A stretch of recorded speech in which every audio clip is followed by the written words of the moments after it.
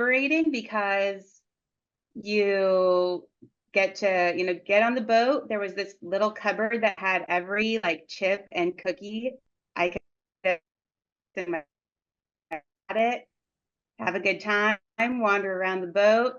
I would go up on the bow and pretend I was Rose from Titanic. I just really enjoyed that. As I got older, my grandpa invited me to start crewing for him on that boat for his racing. He would go out every Friday night, Wednesday night, a lot of the weekends. He just would race as much as he could. So he invited me along, and I was very hesitant to join because I'm like, well, first of all, racing, that seems kind of intimidating. I'm going to screw something up and blow it for everyone. And then also I thought, well, even if I don't blow it, do I really want to spend my Friday night with a bunch of old guys?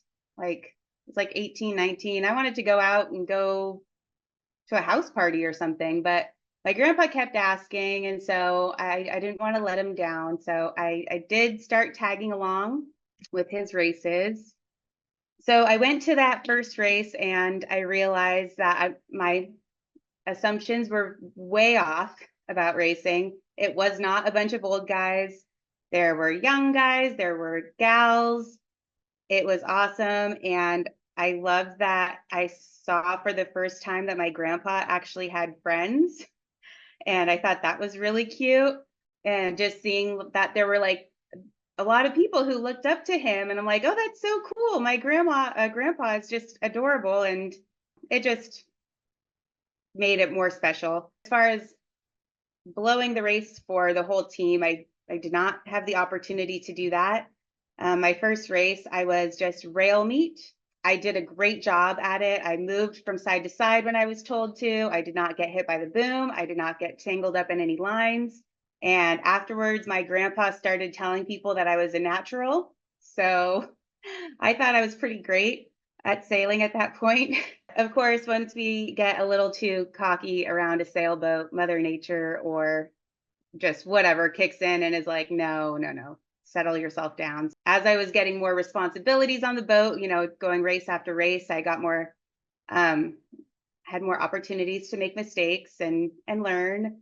So one of my formative moments on the boat was that after crewing for a couple seasons with my grandpa and the whole crew, he invited me out for the first time for a double-handed race on the bay, which was huge because the estuary is a little bit more calm. Left photo there, the yellow and red spinnaker, that's us, and that's the estuary. That's about what the water normally looks like there, pretty flat.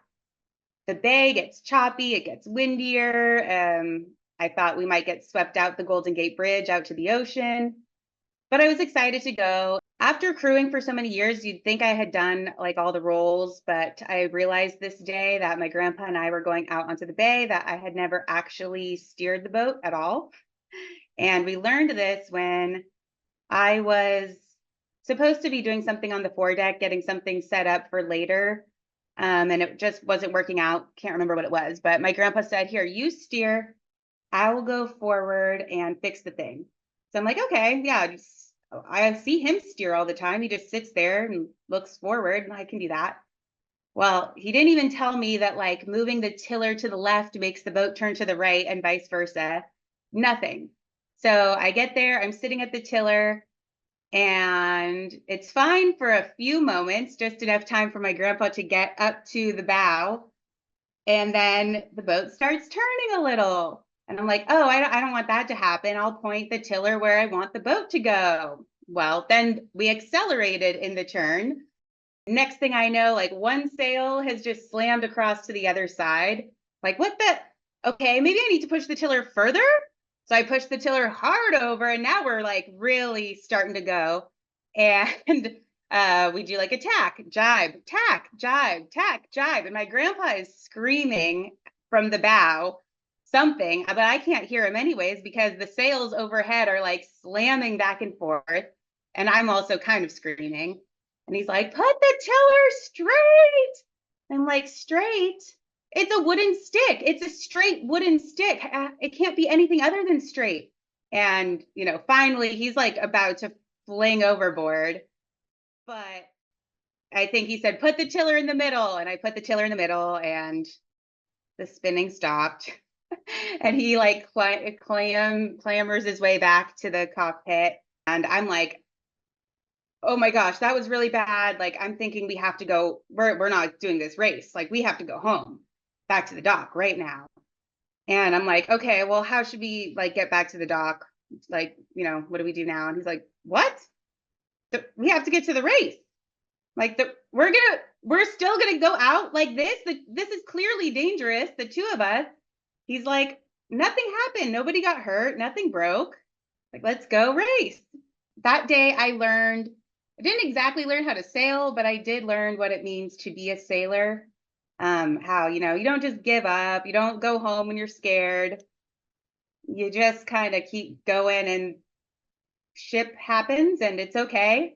Maybe I saw the light a little bit because I probably thought that I was gonna, well, I did think I was gonna kill my grandpa that day. I thought I might also die that day also, but it turned out okay. And then after that, I just wanted to keep sailing more and more and more, like that adrenaline rush. And then also having, you know, learning how to calm down after it and carry on. I just was like, I love this.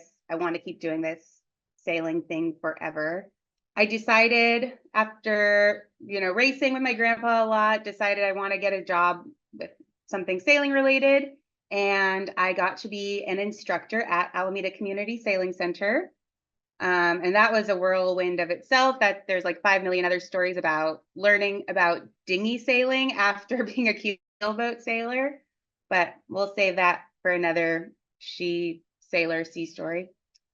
But I loved Alameda Community Sailing Center. It was awesome, and made me want to keep sailing more and more.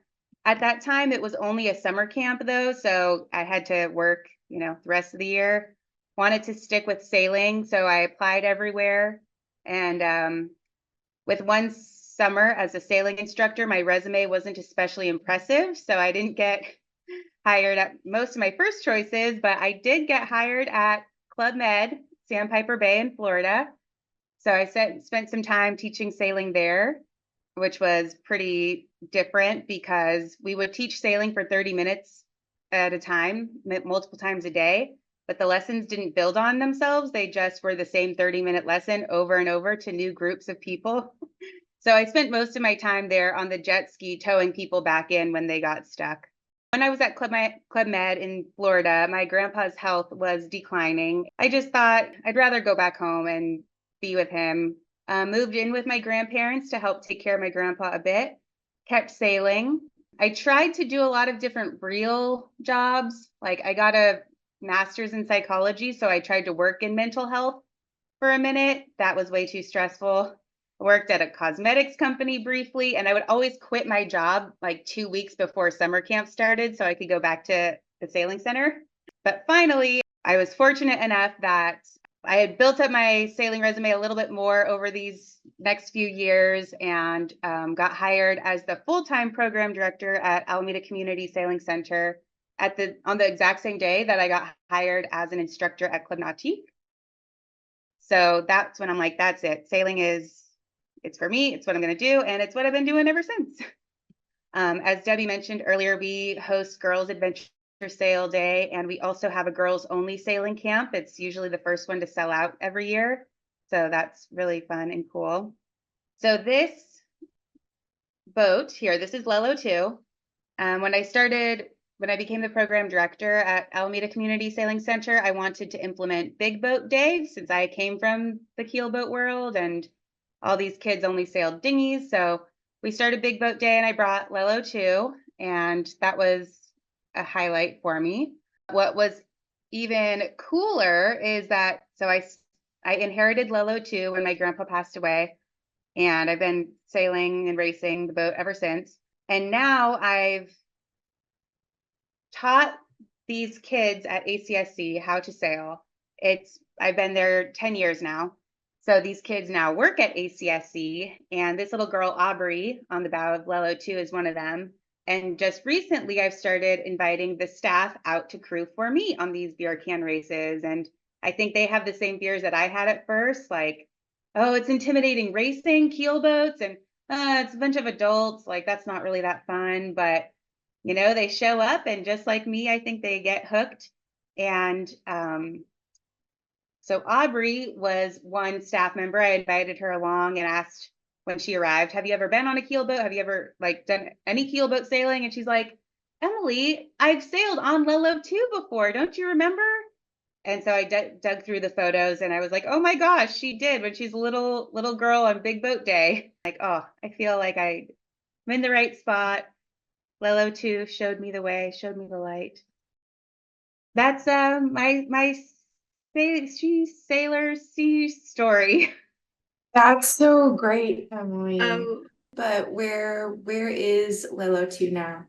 The Lilo 2 is in the exact same slip at Oakland Yacht Club in Alameda that she had been in since the 90s.